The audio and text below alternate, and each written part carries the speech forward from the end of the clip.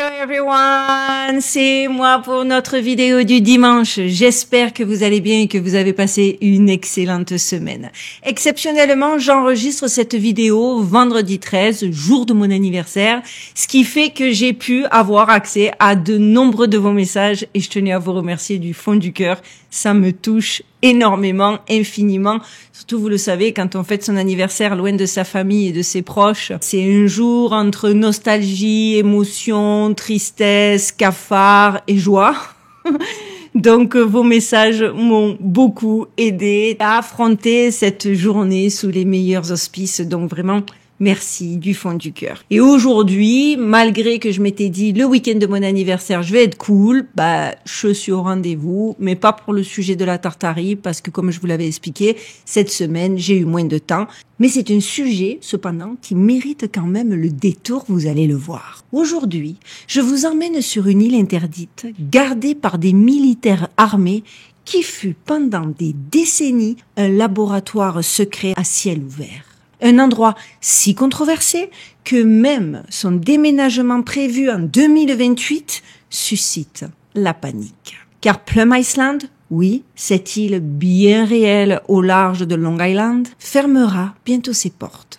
Et tout son contenu, ses protocoles, ses expériences passées, tout sera transféré au cœur du Kansas, c'est-à-dire en plein centre du réseau d'approvisionnement alimentaire des États-Unis. Mais avant de plonger la tête la première dans ce dossier explosif, laissez-moi vous parler de mon partenaire du jour sur cette vidéo. Un partenaire que vous me réclamez régulièrement et que j'affectionne particulièrement. Dans un monde où la surveillance est devenue la norme, protéger sa vie numérique n'est absolument plus un luxe. C'est une nécessité.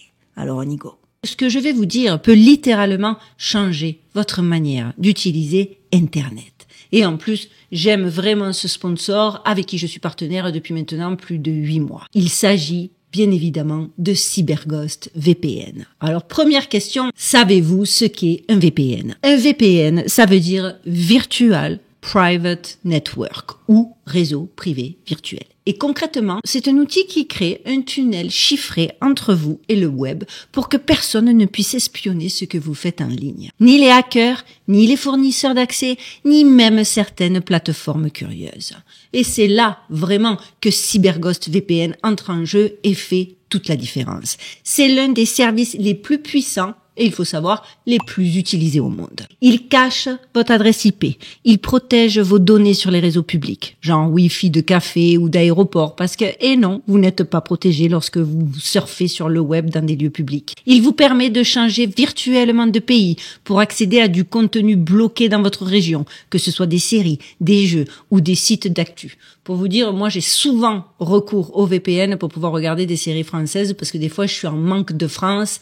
Et grâce à CyberGhost, je peux me reconnecter avec mon pays d'origine. Et la promesse de CyberGhost, c'est la sécurité haut de gamme, mais sans prise de tête. Une appli ultra simple à utiliser, dispo sur tous vos appareils en même temps. Et surtout, aucune trace de vos activités. Zéro locks. Et là, accrochez-vous bien les amis. Vous me l'avez demandé, je l'ai fait. En cliquant sur le lien dans la description, vous bénéficiez de 83% de réduction plus 4 mois offerts. Et si vous hésitez, aucun souci, CyberGhost est satisfait et remboursé pendant 45 jours.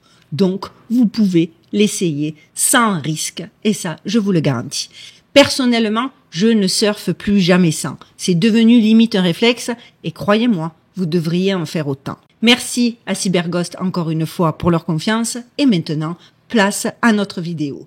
Et justement, pour comprendre jusqu'où peut aller cette surveillance, remontons donc à l'un des secrets les mieux gardés du gouvernement américain. Place à notre enquête du jour. Regardez qui vient nous voir, Duchesse, qui en ce jour d'anniversaire m'a quand même attaqué parce que j'ai pas été assez rapide pour lui donner ses petits delectables.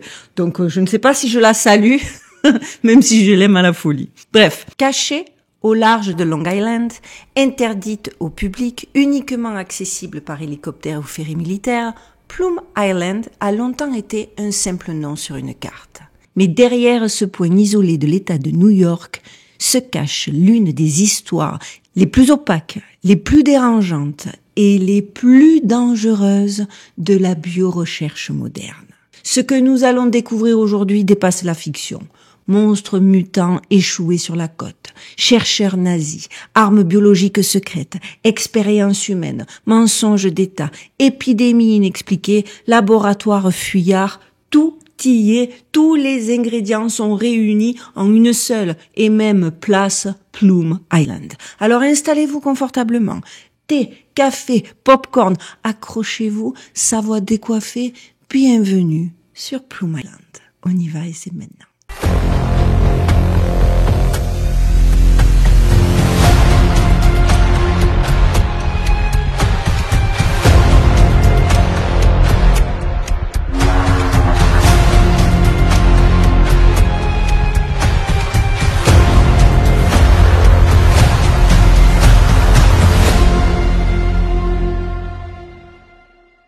Depuis 1954, l'île abrite le Plume Island Animal Disease Center, un centre de recherche fédéral autorisé à travailler sur des maladies animales hautement contagieuses comme la fièvre afteuse ou la peste porcine africaine, entre autres. Faut savoir que la fièvre afteuse ou la peste porcine africaine sont des maladies qui peuvent anéantir des cheptels entiers en quelques jours. Elle pourrait dévaster l'approvisionnement alimentaire du pays si elle s'échappait, pour vous dire. D'ailleurs, en 2001, une épidémie de la fièvre afteuse au Royaume-Uni a coûté 10 milliards de dollars et entraîné l'abattage de plus de 6 millions d'animaux. C'est dire le potentiel destructeur de ce virus. Officiellement, le centre veille à protéger les élevages américains. Cependant, ce récit officiel de Plume Island, comme d'habitude, contraste fortement avec les rumeurs locales persistantes et les incidents documentés. Pendant des années, des histoires ont circulé selon lesquelles l'île était impliquée dans des expériences génétiques sur des animaux et potentiellement sur des humains. Est-ce que nous, on est surpris sur cette chaîne? Pas vraiment. Mais laissez-moi poursuivre. Ces rumeurs ont pris beaucoup d'ampleur lorsqu'une série de carcasses d'animaux non identifiables a commencé à s'échouer autour de Long Island. En 2008, un cadavre d'animal non identifiable s'échoue sur les plages de Long Island Sounds. Surnommé le Montauk Monster, il a déconcerté les experts avec ses caractéristiques composites ressemblant, comme vous pouvez le voir en photo, j'espère que j'aurais pu vous mettre la photo, except s'il y a la censure, je vais devoir la flouter, mais sinon, ça ressemble à un chien, un reptile, un rongeur et même un oiseau. Cette photographie de la carcasse de la créature est apparue en juillet 2008, circulant rapidement dans les journaux locaux et sur Internet et a littéralement fait le tour du monde. D'autres créatures similaires ont été retrouvées les années suivantes, comme un animal ressemblant à un cochon, mais doté de 5 doigts griffus au lieu de sabots. Forcément, les rumeurs qui couraient jusqu'alors sont devenues des soupçons persistants. Plume Island ne serait pas qu'un centre vétérinaire, elle cacherait des expériences génétiques et peut-être même des recherches sur les mutations humaines. Et d'ailleurs, en 2008, le transfert de la superdivision de Plume Island du département de l'agriculture à la sécurité intérieure a encore alimenté ces soupçons. Ce changement, apparemment simplement administratif, est en réalité, vous allez le voir, lourd de sens. Parce que désormais, l'île est considérée comme un site stratégique de sécurité nationale. Et pour cause. C'est à cette même période qu'un opérant d'Al-Qaïda est arrêté avec une liste de cibles potentielles pour une attaque à grande échelle. Plume Island y figure en toutes lettres. Pourquoi une île censée abriter uniquement des animaux malades intéresserait-elle une organisation terroriste? Il me semble que la question est on ne peut plus légitime. Peut-être parce que les origines de Plume Island remontent à des travaux bien plus sinistres que ce qu'on a pu entendre jusqu'alors. La guerre biologique contre les cheptels ennemis. Et oui, lorsque l'on creuse le sujet, on s'aperçoit que certains chercheurs affirment que depuis sa fondation en 1952, l'île a en fait été pensée comme une base pour une guerre biologique visant à infecter le bétail ennemi avec la fièvre afteuse. Et cette stratégie, forcément, à n'en point douter, aurait vite glissé vers d'autres cibles humaines. Oui, des allégations d'expérimentation humaine et de développement de bioweapons ciblant les personnes existent bel et bien. En janvier 2010, un corps humain aurait été retrouvé sur Plum Island avec des mains anormalement grandes et apparemment mutées et 5 trous percés dans son crâne, suggérant une chirurgie cérébrale invasive ou une expérimentation. Un corps dont l'existence n'a jamais été officiellement reconnue, mais qui alimente encore aujourd'hui les forums les plus documentés sur le sujet. Je sais, ça a l'air fou.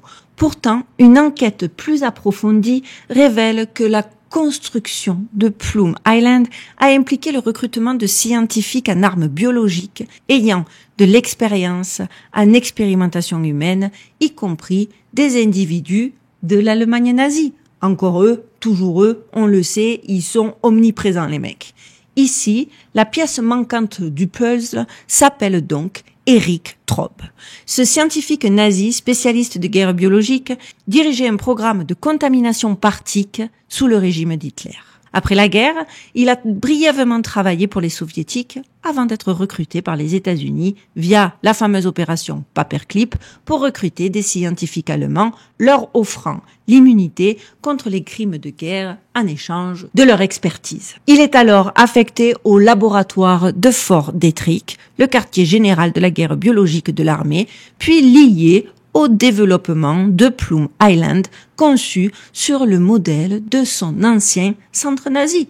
Bah oui, forcément. D'ailleurs, j'ai même pu retrouver le témoignage d'un témoin, forcément, qui rapportait que dans les années 1950, Traub relâchait lui-même des tiques infectés à l'extérieur du laboratoire avec l'assistance des techniciens américains. Mais quel genre de maladie mentale il faut avoir pour faire ce genre d'horreur? Ça, ce serait un sujet entièrement dédié, je vous promets, sur qu'est-ce qui se passe dans la tête de ces gens qui œuvrent à ce point pour le mal. Forcément, les conséquences potentielles de ces recherches sont devenues évidentes avec l'épidémie de peste porcine africaine à Cuba en 1971 qui a décimé la population des porcs de l'île, entraînant l'abattage de plus de 500 000 animaux. L'origine reste toujours à ce jour inconnue. Bien que la cause ait été officiellement un mystère, la Havane accuse quand même directement les États-Unis, plus spécifiquement la CIA, pointant du doigt l'opération Mangouste, une opération secrète visant à destituer Fidel Castro qui avait envisagé l'utilisation justement d'armes biologiques. En 1977, un journal de Long Island a rapporté que 2 exilés cubains avaient admis avoir participé à un complot visant à introduire clandestinement le virus à Cuba depuis l'île de Navassa, un endroit où l'US Navy était présente pour ce qu'il prétendait être une mission scientifique de recherche sur les maladies animales pouvant se transmettre aux humains. De toute façon, la recherche, c'est la meilleure excuse qu'ils trouvent à tout bout de champ pour toute leur expérience, et hier comme aujourd'hui, et très certainement comme demain. Donc, méfiez-vous. Étant donné que Plum Island était le seul endroit de l'hémisphère occidental à posséder des échantillons vivants de peste porcine africaine et l'expertise de Traub en matière de transmission de maladies par les tiques, forcément, les implications sont on ne peut plus troublantes. Surtout que la CIA, et ce, malgré l'ordre à l'époque du président Nixon en 1969 d'arrêter toute recherche sur les armes biologiques, a ensuite révélé dans un rapport du Congrès de 1975 comme ayant maintenu un gros stock d'armes biologiques, soulignant un manque de surveillance préoccupant en plus de tout le reste, à savoir on passe outre les décisions présidentielles, on n'en fait qu'à sa tête, on se croit au-dessus des lois, on se croit au-dessus de tout. Bref, la CIA, quoi.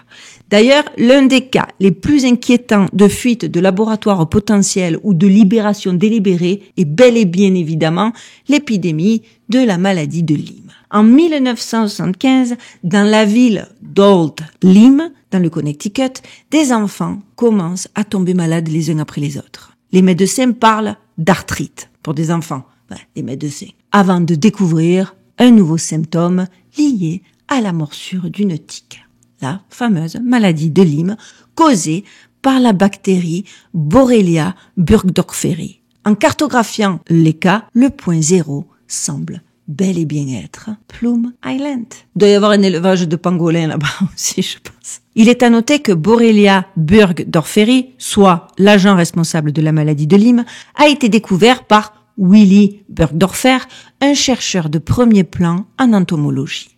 Ce qui est moins connu, c'est que Burgdorfer lui-même était un spécialiste en armes biologiques qui avait militarisé des tiques pour l'armée américaine. Je sais pas si vous vous rendez compte de la dinguerie que c'est, quoi. Bien qu'il ait ensuite souffert d'un Parkinson avancé, ce qui a entraîné une certaine ambiguïté dans ses déclarations, il aurait suggéré que la maladie de Lyme était une expérience de recherche qui a bel et bien mal tourné. Des livres comme Lab 257 de Michael Christopher Carroll et Biten de Chris Newby présentent des arguments convaincants autour de cette théorie. Des documents montrent que des dizaines de milliers de tiques irradiées ont été relâchées par des scientifiques militaires dans les années 1960, notamment des tiques Lone Star, connus pour leur comportement de chasse agressif et leur capacité à transporter plusieurs maladies, y compris la fièvre pourprée des montagnes rocheuses, l'ériglychiose, et même à déclencher une réaction allergique retardée à la viande rouge, connue sous le nom de syndrome alpha-gal. Comme quoi, vous voyez, on en apprend tous les jours, et s'il faut, il y a plein de maladies qui existent aujourd'hui, ou qui existaient avant, avec lesquelles on a dû dealer pendant des siècles, qui étaient que des expériences de laboratoire. Traditionnellement confinée au sud-est des États-Unis, la libération de milliers de ces tiques en Virginie à la fin des années 1960 a coïncidé avec leur expansion rapide dans la moitié est des États-Unis et aujourd'hui, vous le savez très bien, on doit encore composer avec la maladie de Lyme. Malgré les déclarations officielles affirmant que Plum Island est le laboratoire le plus sûr du monde, les incidents s'accumulent. En 1978, une fuite de fièvre afteuse oblige à incinérer tous les animaux. Un rapport ultérieur de l'USDA détaillera une grave mauvaise gestion, y compris des toits et des murs fuyants, des poutres en acier rouillées et des incinérateurs mal stockés. Rendez-vous compte pour un laboratoire spécialiste en maladies contagieuses. Autre incident, des chercheurs sont infectés par la fièvre de la vallée du Rift, transmise par des moustiques échappés affectant des scientifiques. Des enquêtes plus approfondies, y compris une enquête du FBI suite à une grève des travailleurs en 2002, ont révélé de nombreux problèmes allant des déversements de produits chimiques à la disparition littérale d'équipements. Ces lapsus de sécurité récurrents ne sont pas isolés à Plum Island, vous le voyez. Il y a carrément un rapport de 2007 qui a révélé que 113 laboratoires capables de produire des armes biologiques à travers les États-Unis refusaient de se conformer aux inspections, une violation de la loi fédérale et des conventions de Genève. De manière choquante, le président George W. Bush a accordé à ces installations l'amnistie des inspections, une décision même approuvée par le Congrès en personne. Donc ça veut dire que les mecs, ils sont même pas obligés d'accepter les inspections. Alors non seulement ils font des ratés, non seulement on apprend qu'il y a des tiques sauvages qui se sont échappés des laboratoires, non seulement on retrouve des animaux mutants sur les plages de Long Island, mais en plus, s'ils veulent pas, ils n'ont pas besoin d'être contrôlés. Je crois qu'une impunité à plus haut niveau, tu peux pas, c'est pas possible. Même le CDC, donc le Centre pour Disease Control and Prevention, considéré comme l'une des installations les plus sécurisées au monde, ont un historique documenté des défaillances de sécurité. Et pourtant, ils restent quand même au-dessus de tout soupçon. En mai 2012, un incident impliquant une bactérie mangeuse de chair, l'Aeromonas hydrophilia, a infecté un individu après un accident de tyrolienne près de la rivière Tallapoosa, en Géorgie.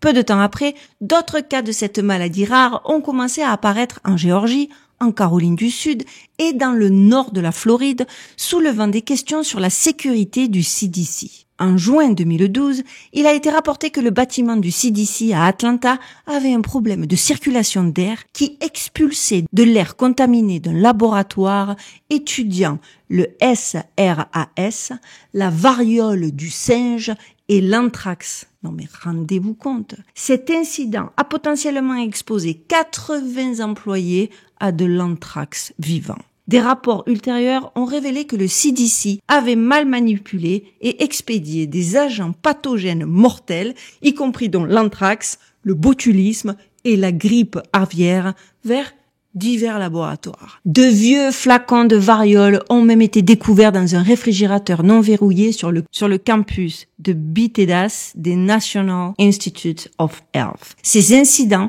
souvent révélés par des demandes d'accès à l'information plutôt que par des communiqués de presse officiels, soulignent un schéma troublant de sécurité laxiste et clairement de manque de responsabilité. De quoi faire flipper. Surtout qu'en transférant, comme ils sont en train de le faire, de le prévoir, on va le dire comme ça, en 2028, les activités de Plum Island dans un nouveau laboratoire au Kansas, soit le Kansas, le centre névralgique de la production alimentaire américaine, et ce, malgré que les autorités promettent plus de sécurité, à la lumière de toutes ces décennies d'opacité, d'erreurs, de mensonges et de dossiers classifiés, ça a de quoi faire flipper, et clairement, leur promesse de sécurité, pour moi, elle me glisse dessus, quoi. Cette promesse, elle sonne simplement très creux, et je reste effrayée à l'idée qu'un centre qui développe des maladies infectieuses se retrouve à côté de là où sort toute la nourriture pour tout le pays. Je sais pas, c'est peut-être moi qui suis parano, mais à un moment donné, il me semble que ce genre de choses n'aurait jamais dû se passer, à moins